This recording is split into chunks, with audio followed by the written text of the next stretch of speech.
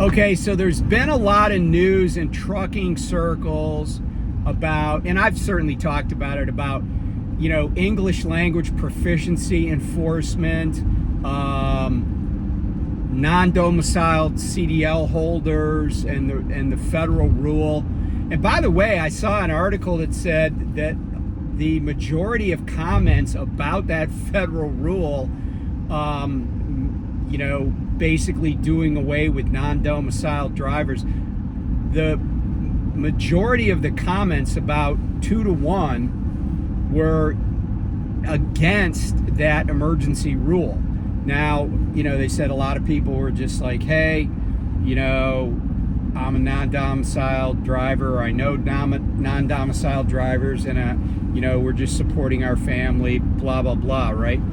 And I get that's fair, right? Like, that's the comment process of any federal rule, and so I kind of do understand it.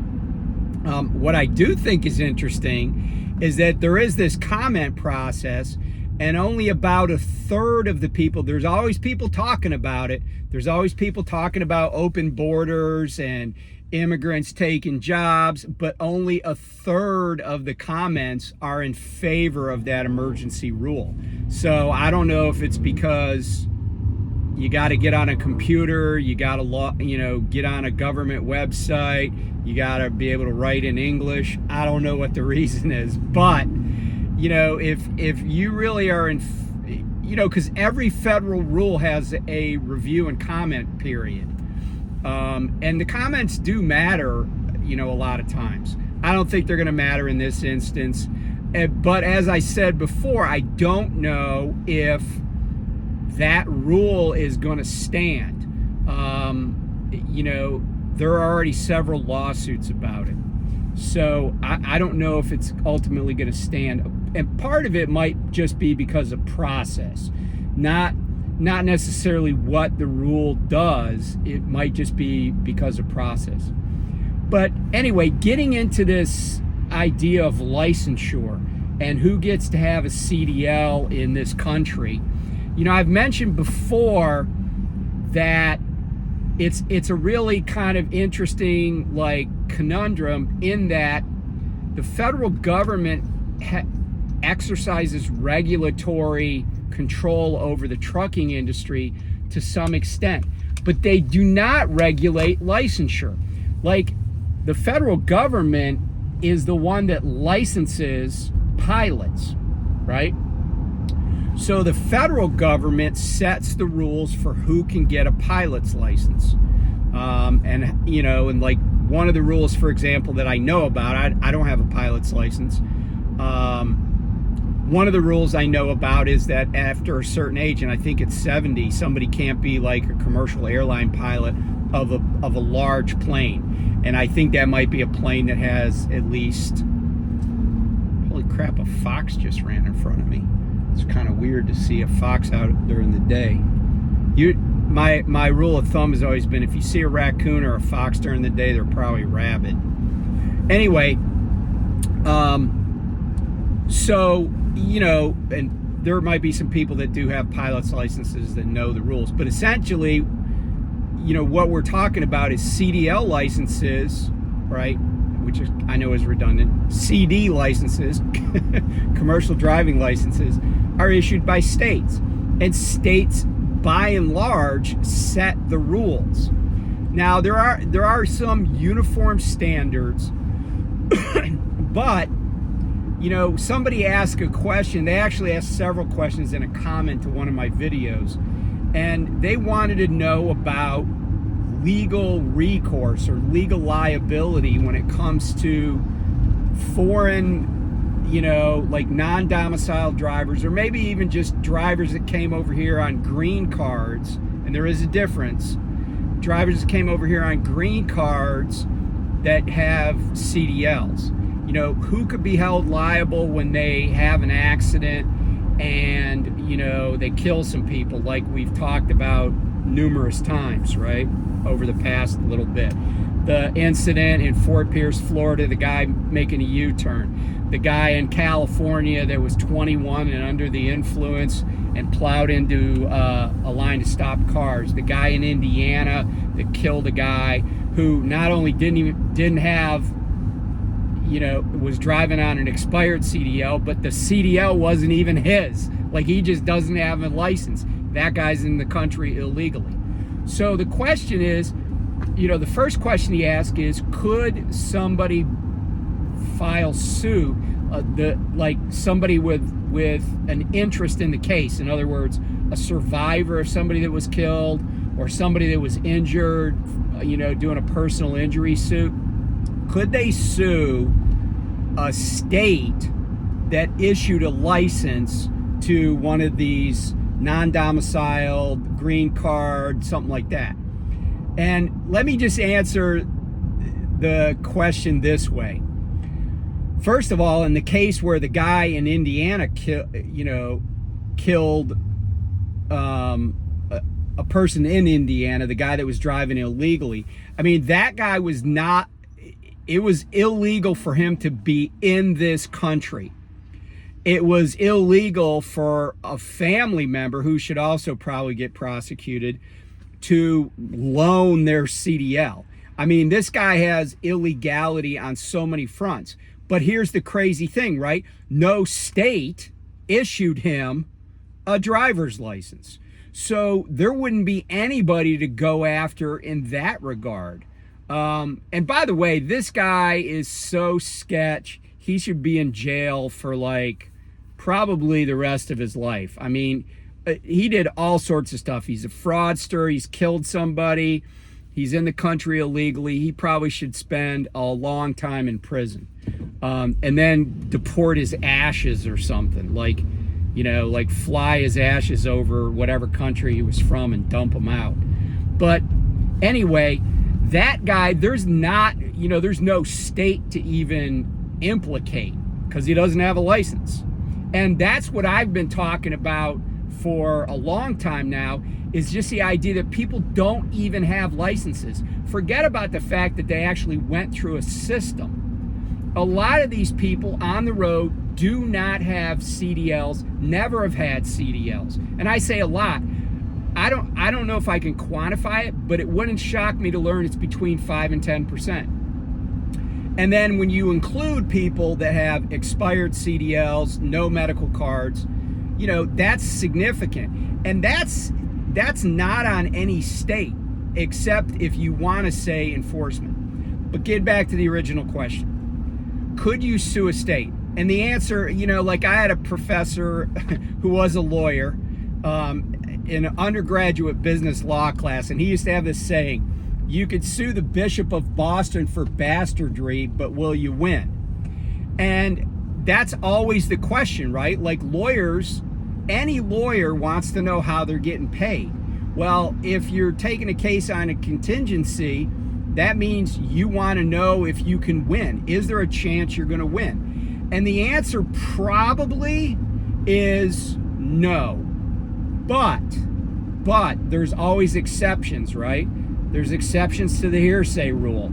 So the exceptions might be if you had a conspiracy to issue licenses illegally, because keep in mind, just issuing a license to somebody who turns out to be a horrible driver of a truck is no different than the person who issued a license to the 17-year-old that is driving, 55 in a 25-mile-an-hour school zone and kills some toddlers, some first graders. They're not toddlers, but in other words, we have all sorts of horrible drivers on the road that have been issued licenses according to the law. So unless you could prove, and this would still be a stretch, right, in terms of getting something, unless you can prove that there were people that knew they were issuing licenses, or they were taking bribes, etc. But it's not just the people that are taking bribes. It's that an entire chain of command would have to know. And in other words, oftentimes, like, prosecutors or states get sued for prosecutorial misconduct, but that's because it is a conspiracy. There are, numerous officials who know that there's some kind of, cops are lying on the stand, prosecutors lying to judges, they hid evidence, they hid exculpatory information, etc. Right? They cook the books on the lab results. There's all sorts of lying, right?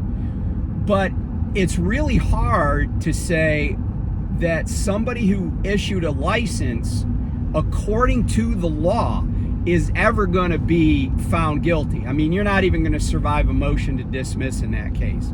The other issue that you run into is sovereign immunity, right? Like, the state is presumed to not be able to be sued except when you prove otherwise. In other words, if I want to sue an individual, I don't have to overcome the burden.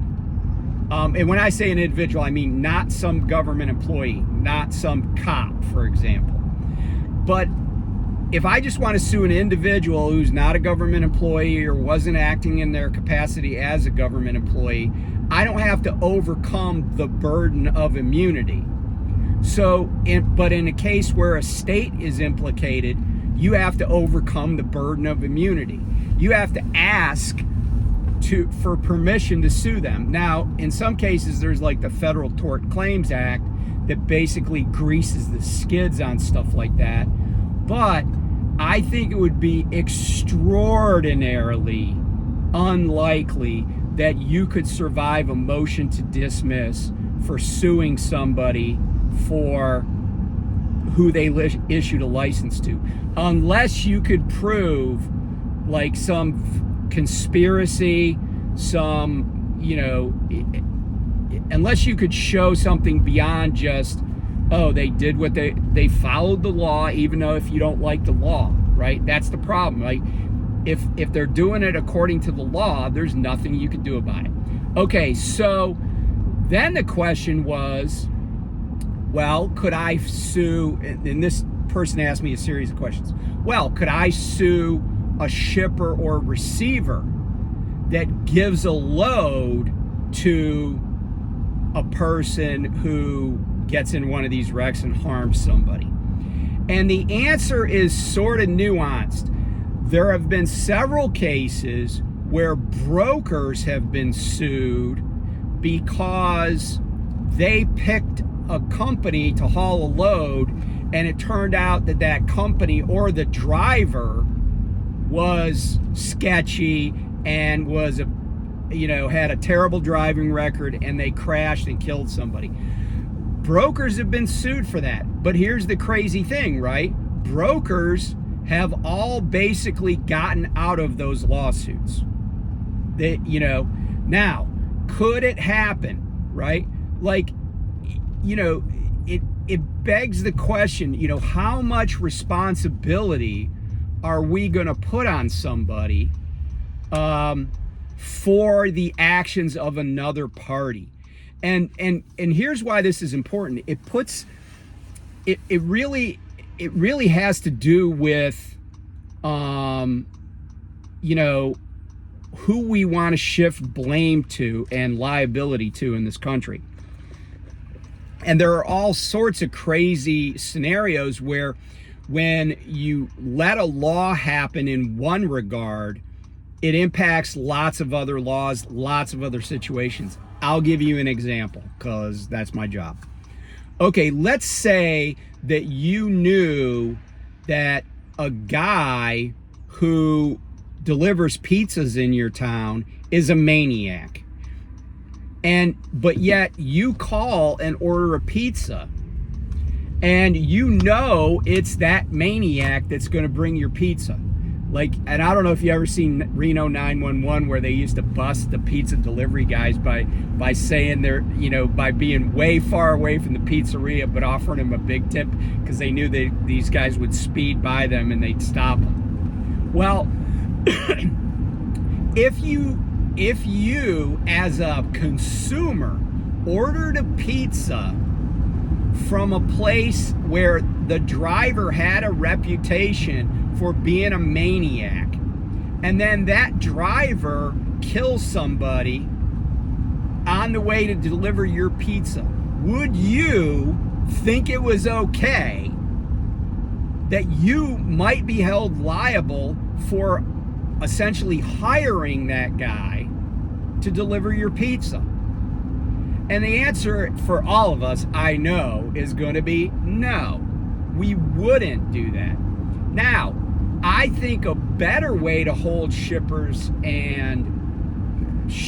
responsible is that states say, hey, this guy's driving, and pick the flavor of the day, without a license.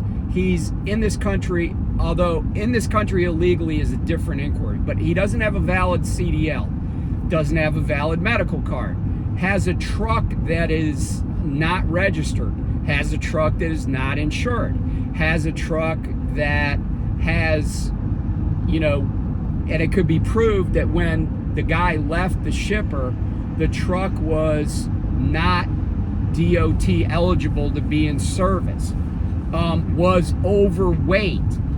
All of those things can be demonstrated, right? You can create or come up with evidence that demonstrates that the shipper could have taken actions to ensure that their load didn't go with that guy. Now, I've been at places where they check your license and make sure that it's not expired. I've had that happen. So it's not totally out of the question. I think it would be interesting if somebody got hurt and somebody got a copy of the bills of lading and said, hey, I'm suing, pick a company, Tyson, Nestle, Okefenokee chicken products, whoever, right? They said, hey, you guys, this guy had an expired CDL, this guy didn't have a CDL, this guy had an expired medical card, whatever it is, we're suing you because you knew or reasonably should have known, and that's kind of some legalese, knew or reasonably should have known that it would be illegal for this trucking company / truck driver to transport your product. If that ever flew, that would shake up the industry in a huge way. Because what it would do is it would put shippers on notice that, hey, you can hire whoever you want, but if you hire some fly-by-night sketch-ass company, or you got, there's some driver that's like, was knocking a 6-pack of beer back while you were loading him, you're going to be held responsible. That would drive up the cost of shipping, but it would also drive up how much trucks got paid for hauling a load, because it would eliminate, it would be a risk analysis that these shippers would do. And look, we've all been in places where some guy has some ramshackle piece of crap truck, you just know, right? You just know, you could see it. Trucks that have bald tires, they have no, mud flaps, whatever it is, right? You could see trucks come onto property that are not DOT compliant. The question is, is there a court somewhere that would let that suit move forward?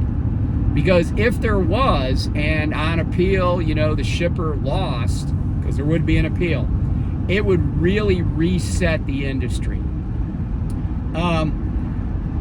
As far as like liability goes for the individual drivers, individual trucking companies, that is definitely a given, right? Like, you could definitely sue and you're probably going to win, and their insurance company is gonna pay up in most cases. In fact, I was talking about Werner's quarterly numbers, and I guess they had like an $18 million charge over litigation. So it definitely happens. Keller, I can't remember. It's not Keller out of Ohio. It's Keller out of, I think, Illinois, with the like lime green trucks. They went into bankruptcy over a crash where they lost the case. Marvin Keller, I think, is the name of that company. But anyway, so yeah, against individuals, against individual companies, you definitely can bring an action. Another question that this person asked me was, could you do something about the fact, and I mean, he made an allegation that I don't think is supported by fact. I mean, I'd like to see proof of this, but he said, oh, in California, DOT officers are told, not to enforce the law. I mean, that sounds a little far-fetched, but here's the thing, and this goes back to what I was saying before. There are, it is expensive to enforce the law. And police officers, state troopers, DOT officers, they all have discretion. But I think we would all agree that we want them to have discretion, right?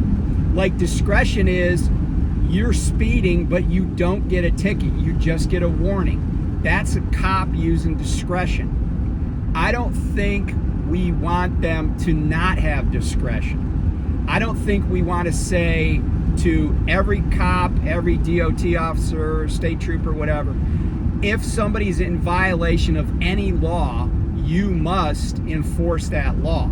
You must ticket them. I don't want that. I don't think anybody else does. So the question is, oh, well, could you take action against these officers? And the answer is no, for a couple of reasons. One is, the states don't have enough money to man, weigh stations 24/7. They don't have, in most cases, they don't have enough money to have enough police officers on the road pulling people over for every single thing that's wrong. I mean, if every truck that I ever saw doing something wrong, even if you want to talk about equipment, if every truck got, because trucks go by me, I'm like, oh, they're not compliant. They're missing a mud flap. They're missing this. They're missing that. Their signals don't work. Their signals are shorted out, right? Like, you drive a truck long enough, you're going to know all that stuff, and you're going to be able to quickly pick out vehicles that are not DOT compliant. But I've told this story before. I was on 81 in the middle of the night one time, and I caught up to and passed this truck that was a straight truck. So, 26 foot. This dude had no working lights on the truck. This is the middle of the night. No working lights other than a couple of dimly lit headlights. No marker lights, no tail lights, no nothing. And I stopped, I don't know why I stopped, probably to take a leak. But anyway, in any event, I stopped, and I came up behind him again when we got down by Roanoke. And I was gonna pull out to pass him, but then I saw this car was coming by me. So I'm like, okay, I'll wait. So I wait, and who goes by me? A Virginia State Trooper, okay, in a marked unit. I'm like, oh, he's gonna, I backed off even farther because I was like, he's gonna light this guy up. He's gonna pull this dude over. This dude has no freaking lights. Did he? Nope, went right by him. And so, this just does, a lot of people want to dog California. California's, they're not the only place where this happens. It happens everywhere. Everywhere. You pick a state and you tell me they're the most hard-ass enforcers of DOT rules against commercial vehicles, and I'll show you a state where people are getting away with shit. There's no state. And a big part of it is because of money. Money. You know, there are states in this country, like Arizona, for example. If you're out in the sticks in Arizona and you call and need a state trooper, the odds are, unless something's changed drastically, the odds are that a state trooper is going to be called at his home and go out and get in his state police car and drive to the location. That's Arizona. And I know that from having lived there. I know that from having needed help and not been able to get it. The only places where there's 24/7 that I know of in Arizona, 24/7 state trooper coverage, like there's troopers actively out on the highways 24/7, is the Metro Phoenix area and the Metro Tucson area. But like if you're up on I-40 in, you know, like, I don't know, out towards Seligman, you know, west of Flagstaff, you call for a trooper, they got to come from home. And, you know, it might only take them an hour to get there, but if there's, you know, and there are lots and lots of places where trucks can be and interacting with other motorists where there is basically zero police coverage. So the idea that anybody in any law enforcement agency is going to be held liable is, even if they let somebody go that doesn't have a license, even if they let somebody go, that's their discretion. You're not going to be able to hold them liable. And unless the federal government wants to pony up billions of dollars, right? And we can't even keep the government open, right? But unless the federal government wants to pony up billions of dollars to have way more enforcement, hire, you know, thousands and thousands of more DOT officers, because you don't necessarily need cops. You know, you don't necessarily need state troopers, right? But wants to hire thousands and thousands of DOT enforcement officers, it's nothing's going to change. Nothing's going to change. And unless and until they do some mass stops, dragnets, whatever you want to call them, there's still going to be a financial incentive for sketchy operators, sketchy companies, sketchy drivers to do stuff illegally. There's not enough incentive to prevent it. We don't lock enough people up. We don't impound enough vehicles and their loads. We don't hold shippers accountable.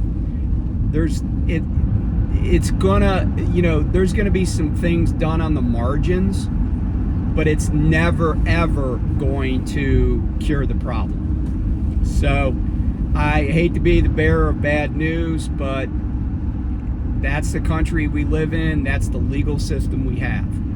So anyway, thanks for watching. I'll talk to you soon. Bye.